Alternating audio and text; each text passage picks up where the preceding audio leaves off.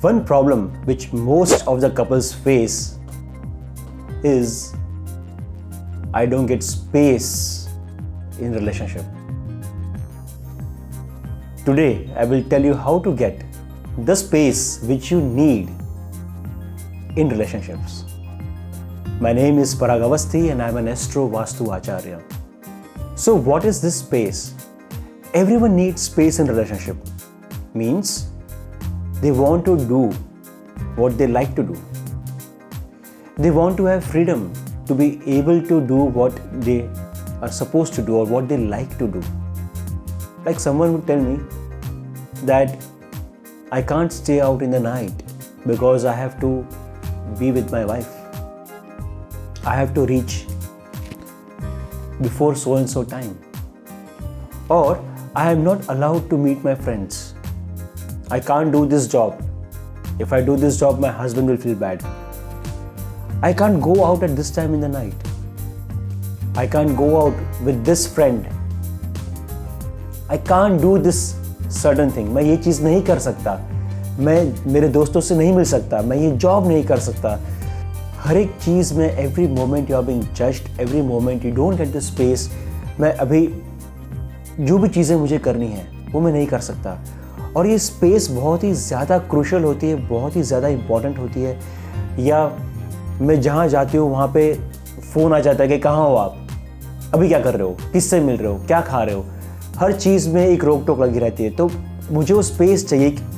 हर एक inner being को एक स्पेस चाहिए होता है जहाँ वो खुद को ओपन अप कर सके और खुद को जो चाहिए वो चीज़ कर सके. तो ये स्पेस जो है, the space comes from south east direction. There is an energy in Vastu Purush Mandala in southeast direction which is called as Akash. And this Akash, ये जो आकाश एनर्जी है, ये एनर्जी रिस्पॉन्सिबल है आपको स्पेस देने के लिए.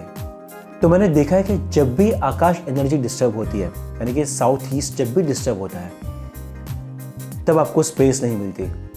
तो साउथ ईस्ट में अगर टॉयलेट है तो उसे आप ग्रीन या ब्राउन टेप से अगर ट्रीट कर दोगे तो आकाश की एनर्जी यानी कि साउथ ईस्ट की एनर्जी जो फ्लश हो रही है वो फ्लश होना बंद हो जाएगी और आपको जो स्पेस चाहिए वो मिल जाएगी. यूजुअली जब साउथ ईस्ट कट होता है, यानी कि जब आप ब्रह्मस्थान घर के सेंटर से देखेंगे तो बाकी दिशाओं के मुकाबले ये दिशा जब छोटी होती है, यानी कि फॉर एग्जांपल नॉर्थ, सेंटर से नॉर्थ में जाने के लिए आपको 10 कदम चलने पड़ते हैं, पर साउथ ईस्ट में जाने के लिए 2 ही कदम चलने पड़ते हैं.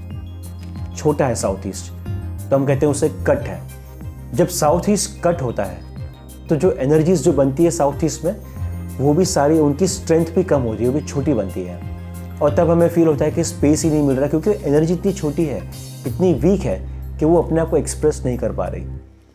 तो साउथ ईस्ट का जो एरिया अगर कटा हुआ है, क्योंकि तभी आपको स्पेस के इश्यूज ज़्यादा आएंगे, तो साउथ ईस्ट के स्कर्टिंग पे ग्रीन टेप या ब्राउन टेप लगाने से वो एनर्जी थोड़ी एक्सटेंड हो जाती है, थोड़ी बढ़ जाती है, जिससे कि जो आकाश की एनर्जी है, साउथ ईस्ट की एनर्जी है, वो थोड़ी स्ट्रांग हो जाती है और उसको जो रिजल्ट देना है वो दे पाती है. तो साउथ ईस्ट की एनर्जी को जैसे ही टच बेस करते हो आपको स्पेस मिलना शुरू होता है रिलेशनशिप में भी और आपके अंदर से आपको अकेले को भी, कि आपको जो स्पेस चाहिए क्रिएटिविटी करने के लिए, कुछ चेंजेस करने के लिए, अच्छा फील करने के लिए, हैप्पी होने के लिए, वो सारी क्रिएटिविटी सारा वहाँ से शुरू होता है. और एक दिशा है जो स्पेस गवर्न करता है और वो है साउथ ऑफ साउथ वेस्ट. वो दिशा है लेट गो की, फॉरगिवनेस की, माफ करने की. तो जब भी वो दिशा इम्बैलेंस होती है तो आप जो भी कर लो, लोग माफ नहीं करते और हमें लगता है कि अब मैं क्या करूं.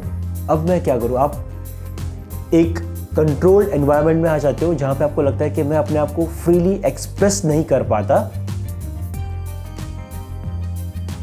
ताकि कोई मुझे जज ना करे, ताकि कोई अगर कुछ गलती हो गई तो कोई मुझे माफ नहीं करेगा, लोग गुस्सा करेंगे, लोग चिढ़ जाएंगे. तो आपकी सारी मूवमेंट्स रेस्ट्रिक्ट हो जाती है और उस रेस्ट्रिक्शन में आप अनुभव करते हो कि आपको जो करना है आप नहीं कर पाते हो और आपकी स्पेस डिस्टर्ब हो गई है. तो साउथ ऑफ साउथ वेस्ट में जब भी किचन होता है तो ये हालात होते हैं यूजुअली। तो अगर किचन है वहाँ पर, तो अगर आप वहाँ पे एक येलो जैसलमेर स्टोन रख देते हो तो वो स्पेस, तो जो फॉरगिवनेस की जो क्वालिटी है वो एनेबल हो जाती है। एक दूसरे को हम फॉरगिव करना स्टार्ट करते हैं और लोग भी हमें फॉरगिव करना स्टार्ट करते हैं। यानी कि ये दो तरफा होता है। Energy is always work two veg.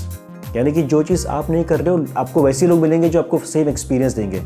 आप फॉरगिव नहीं कर रहे हो तो लोग भी फॉरगिव नहीं कर रहे, जिससे आप और ज़्यादा फॉरगिव नहीं कर रहे हो, जिससे वो और ज़्यादा फॉरगिव नहीं कर रहे। तो एक अवलंचे बन जाता ही है। तो जो एक्सपीरियंसेस आपके लाइफ में हो रहे हैं, वैसे एक्सपीरियंसेस और बढ़ना शुरू हो जाते हैं। तो कहीं ना कहीं कुछ चेंज होना चाहिए। तो हम कहते हैं कि चेंज खुद से होना चाहिए। इसीलिए जैसे ही आप लोगों को फॉरगिव करने लगते हो तो लोगों को लगता है कि अरे इसने मुझे माफ़ कर दिया, चलो मैं भी इसे माफ़ करता हूँ, और इसका अवलंचे शुरू होता है। और क्योंकि ये एस्ट्रो वास्तु वीडियो है, तो एस्ट्रोलॉजी की टिप यहाँ पे सबसे इंपॉर्टेंट टिप है ये कि अगर आपका फैमिली फोटोग्राफ, यानी कि हस्बैंड वाइफ का जिसको स्पेस चाहिए, उनके फोटोग्राफ्स अगर आप एग्जैक्ट वेस्ट में लगा देते हो, तो एक कॉल होती है यूनिवर्स में जो मैसेज पहुंचता है कि इनके फोटोज़ जो मेंबर्स हैं फोटोग्राफ्स में, उनको स्पेस मिलनी चाहिए। तो ऑटोमेटिकली आप उनके लिए वो चीज़ें करने लगते हो जो उनको खुश लगती है। ये अनेबल होती है ये चीज़ करने से।